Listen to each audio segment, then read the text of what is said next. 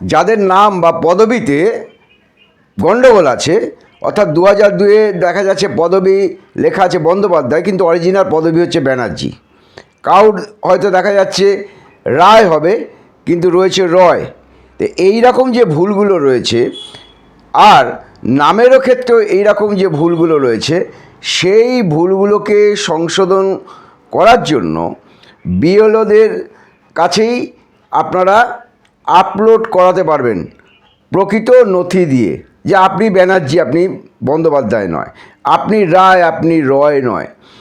এবং বিএলও সেটা আপলোড করবার পর মূল দায়িত্বে এখন দেওয়া হয়েছে জেলা নির্বাচনী আধিকারিক, অর্থাৎ ডিএম দপ্তরের যে টিম, তারা সেটাকে খতিয়ে দেখবে।